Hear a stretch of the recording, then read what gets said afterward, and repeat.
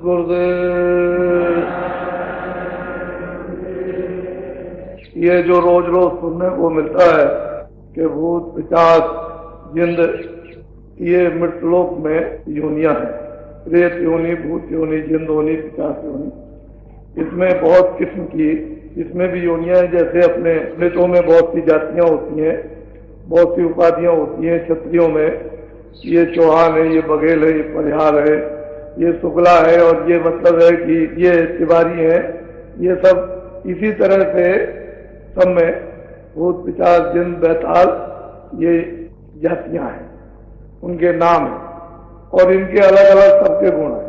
तो प्रेत योनि लोग इसको सिद्ध करते हैं, तो कभी कभी ये सिद्ध हो जाते हैं। जब तक इनकी आयु रहती है तब तक है उसको तो कोई लाभ होता नहीं है, लेकिन यह है कि उसका नुकसान हो जाता है।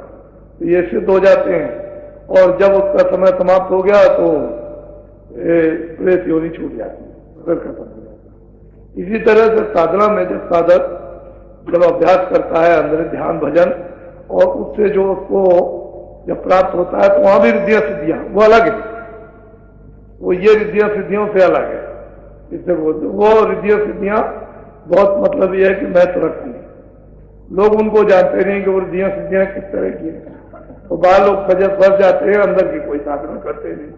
और उन रिद्धियों सिद्धियों से जो प्राप्त होते हैं उनसे बातचीत होती है, वार्तालाप होती है, जैसे आदमी से बात होती है ऐसे, लेकिन बहुत स्पष्ट और बहुत साफ बातचीत होती है।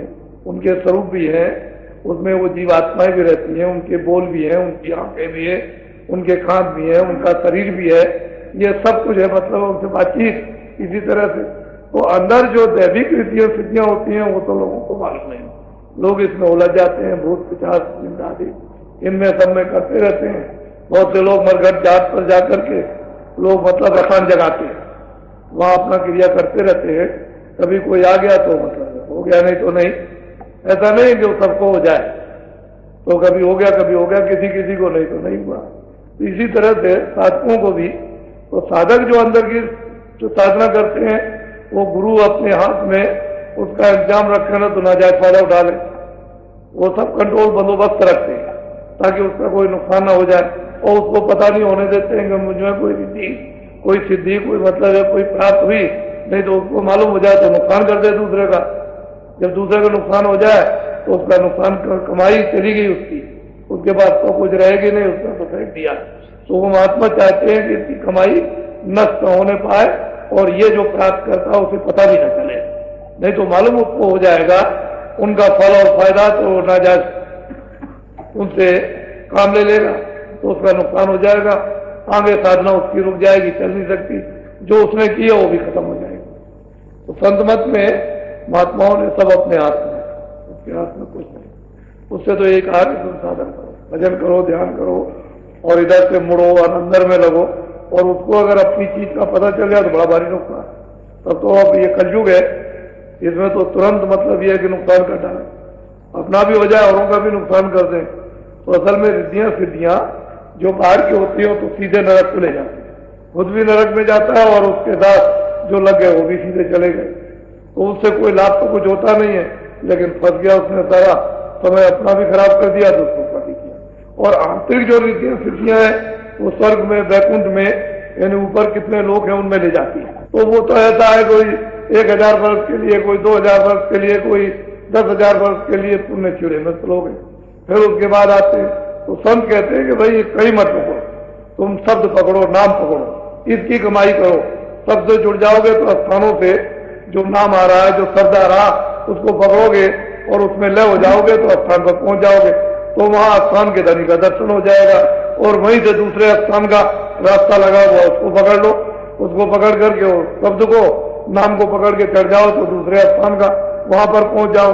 तो स्थान एक सड़क, नाम एक सड़क है, उन्होंने बना रखी है।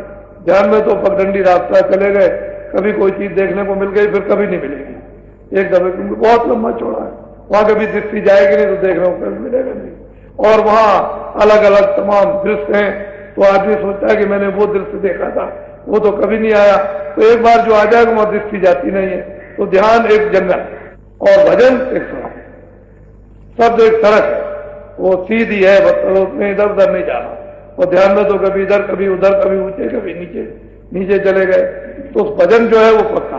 ध्यान इसलिए कराया जाता है कि दृष्टि के ऊपर मैल ना आए और दृष्टि बराबर भजन के साथ देखने का काम करती जाए। तो असल में भजन सार है, शब्द सार है और बाकी सब ये बाधक है, रोकने वाली चीजें। इसमें फंसना नहीं चाहिए। नाम की सार कमाई करनी चाहिए। जितनी सार कमाई नाम की कर लोगे और जो एक एक कण जमा होता जाए वो अपना लाभ दे देगा, फायदा देगा, वही मददगार बन जाता है।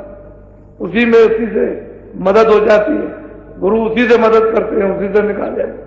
लेकिन जब तुम कुछ जमा ही नहीं करोगे तो फिर क्या उसकी मदद होगी? क्योंकि उसका तो नियम बना हुआ, उसके मुताबिक जाओ, सफाई हो जाए, साफ हो जाओ, पवित्र हो जाओ, भक्ति में आ जाओ, भाव में आ जाओ, एक लगन हो जाओ, तद्रूप हो जाओ, इच्छा तुम्हारी जाग जाए यहां से जाने की, यहां इच्छा न रहे तो आसानी है, नहीं तो बहुत मुश्किल है, बड़ी कठिनता। काल ने ऐसा वैसा देश नहीं बनाया।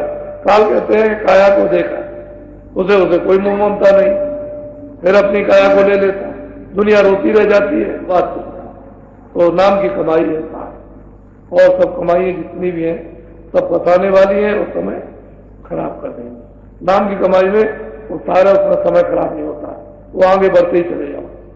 बोलो जय गुरुदेव।